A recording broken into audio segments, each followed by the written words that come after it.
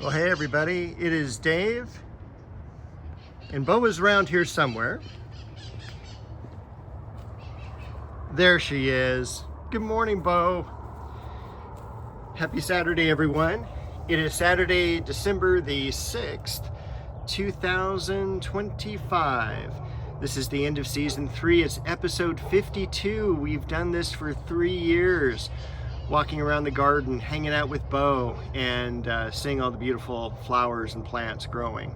So thank you to everyone who has watched and everyone who has subscribed and commented. I really appreciate each and every one of you. Bo does as well. And we're looking forward to next week's video as well. So we're gonna walk around the garden, see what's going on. It is a beautiful 70 degrees here in the outskirts of Los Angeles, and it is gonna get up into the low 80s next week. So I don't know where winter is, knock on wood.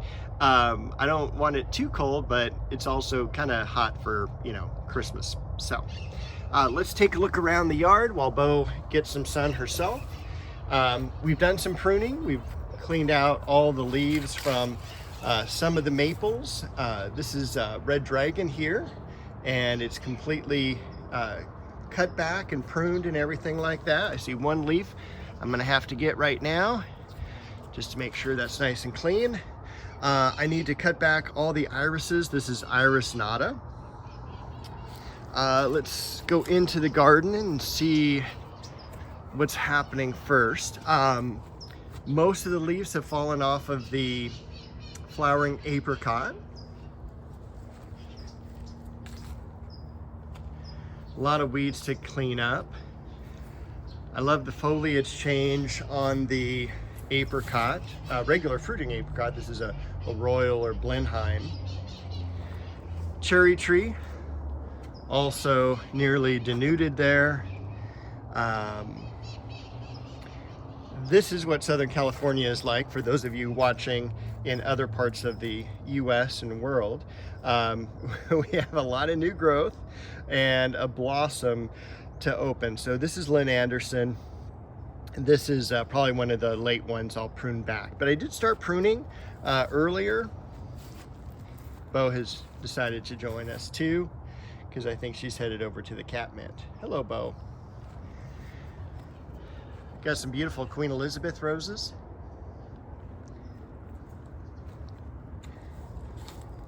And that is Duet. This is, I'm sorry, I'm getting blinded by the sun here. Sorry about that. This is Leonotis, or Lion's Tail. Beautiful orange blossoms. There's just a few remaining. And this is something I'm going to cut back. Naturally cut back because it's so big. It's about 6 foot tall and then about 6 foot wide. I'm gonna dig this up and move it. It's too close to the multi-grafted plum tree over here, and I'm gonna put it back behind the crabapple here. So we're gonna go back over here. So this is the crabapple tree, and it's going to go back in this really dirty, yucky, scummy area. Unfortunately, the Emerald Beauty Arborvitae did not make it. Made it a few years here. It was one of the things I was really hoping to get growing well here, but it just didn't. I think there's too much heat in the summer captured back here. The irises did okay, minus the weeds, but you do see some of the bearded iris blooming. And we need to get back in here and clean this up. So, and again, still lots of roses blooming. I mean, look at all these roses, and Bo over here. This is gold medal, though you can't tell from the video. Very, very fragrant. All right. Over here, excuse me, Bo. I've been doing some pruning. So I've got about 9 roses already pruned back. And you can kind of see from the shapes, well, it's kind of tough to see here, but for pruning roses, you always want to make sure that you prune so that it looks like a vase from up above. And that's kind of what you're hoping for, is if you just held your hand out like a cup like this, that's kind of what you want as far as your branching goes. Now over here, you can see probably just a little bud right here. That's a bud, and then there's a line underneath that. That is a leaf scar. So when you have the top bud, that has the dominance, and that's going to come out in the direction of how the plant's going to grow. So you always want that bud facing outward like this to fill it up.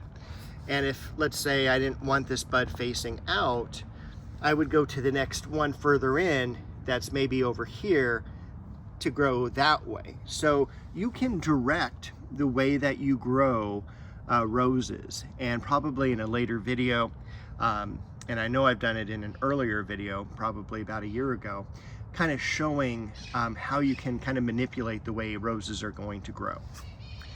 Other than that, over here, I don't think I did a whole lot. Again, just pruning back some roses so I can work a little bit more effectively in this area. Bo eating some grass. Yeah, so then a lot of the, let's go over to this one. Look at that Cecile Bruner. Again, it's December 7th.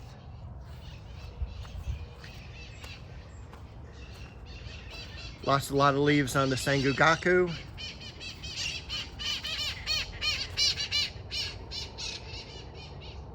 That's the blood lily with its scary leaves. And then over here, we've got the Magnolia Solangiana Elizabeth. We have a couple of them there and there. Can't wait for those to come into bloom. It'll be the 3rd year for this one and the 2nd year for this one.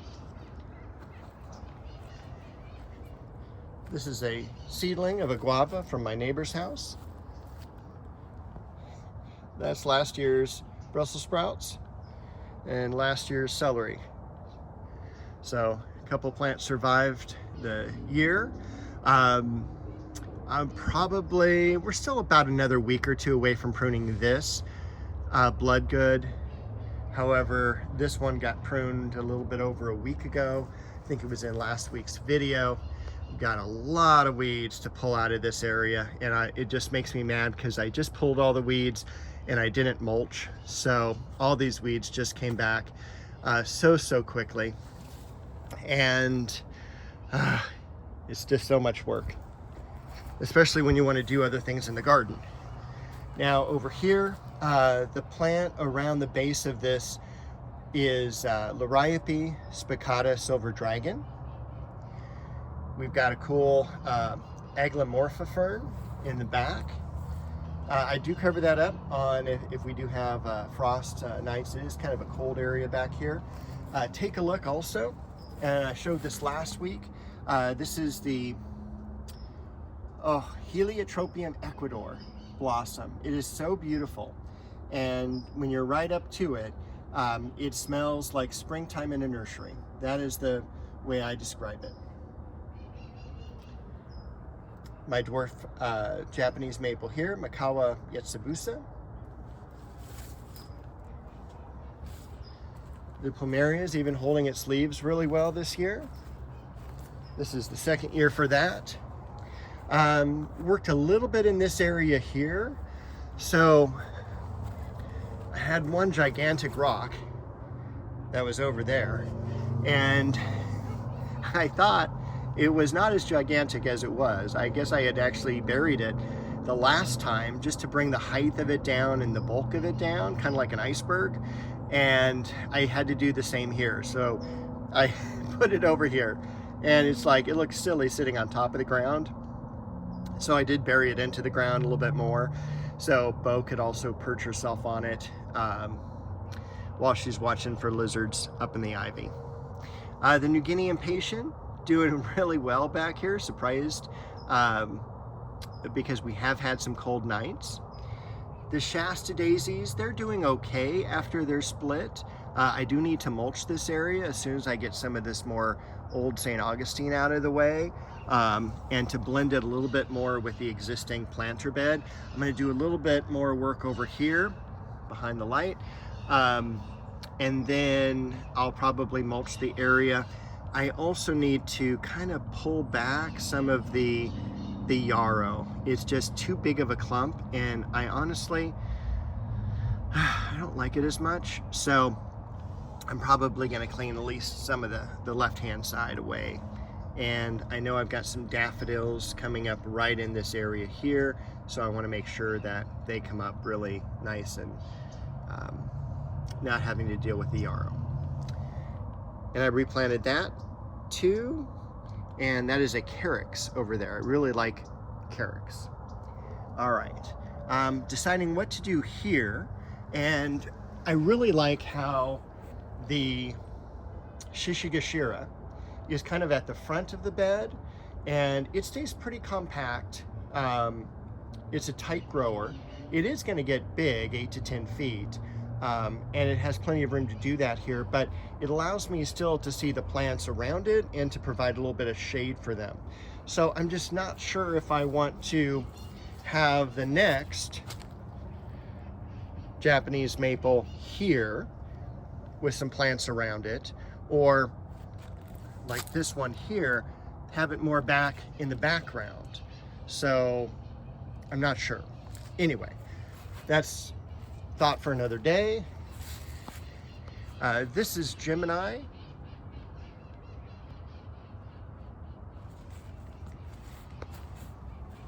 That beautiful Dahlia.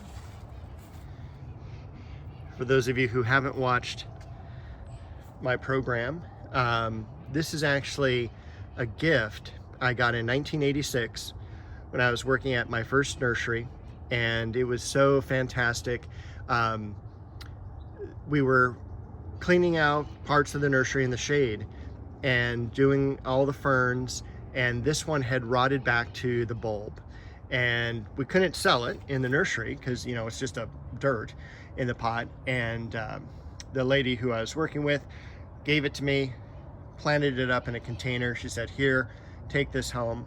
I've just replanted it one time. Look at all those awesome Dahlia roots around it. That's why it's called rabbit's foot fern. I even have some growing in the ground here, but that's been with me since 1986, which, good Lord, I think it's going to be 40 years next year. The rocks still all looking good. I do need to, as I get over here, finish this section here. You can see it gets kind of, you know, we've got this regular cool line, and then it gets like wider as we get back here.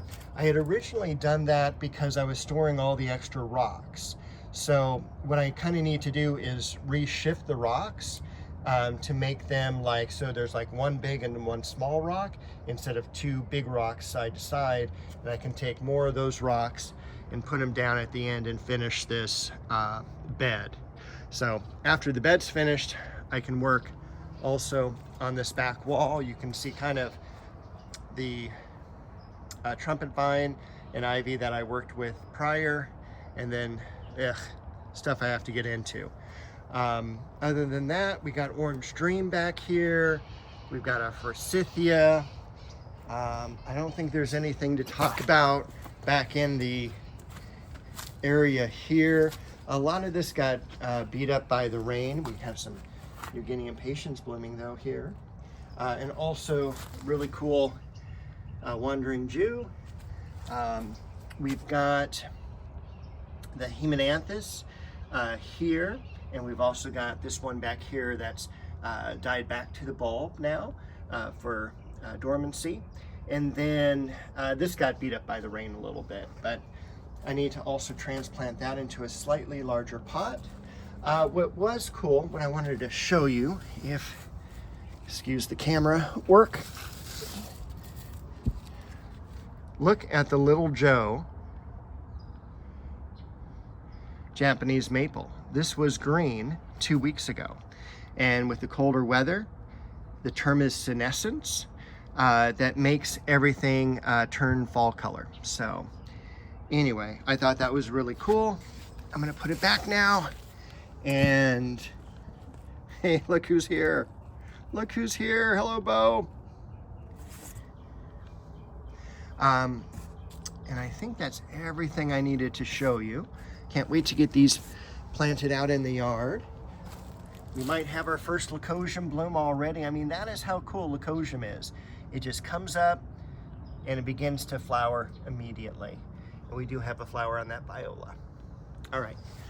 The last thing I'm going to point out. Oh, 2 things.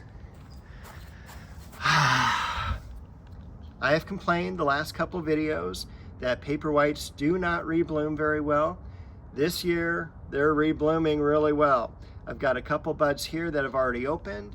This to me is really the smell or scent of Christmas time. Having worked in nurseries for 27 years, I sold a lot of paper whites, and they're just amazing, and they're like one of my favorites. But I didn't plant any new ones this year. You want to plant them 6 weeks prior to Christmas to have them in bloom for Christmas.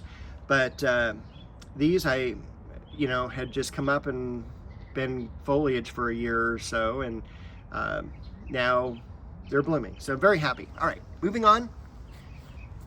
The last thing I want to talk about is this great, gigantic Magnolia Solangiana. So this is just the regular one, Alexander. In fact, if we go over here, a total off bloom is happening. But just to give you an idea of the color, and that's not even a good idea of the color. There we go. So this is the color of the blossom that you'll see, kind of like a, obviously a tulip or candlestick flame. And I can't wait for that to bloom. All these are budded up, and almost all the leaves are gone. So it's really cool that you can see through it now, see through the rest of the yard, which reminds me how much work I actually need to do, especially back there. And I'm going to be starting to prune on this a little bit. I kind of cheated and started already in this area here, and there's just a lot to do on this tree, but I love it. And I hope you enjoyed the walk around the garden this morning, and that you have a great week in the garden. Bo and I will see you next week. We're excited. Bo's very excited. She's sitting on the rock. She's so excited. We'll see you next week with another video.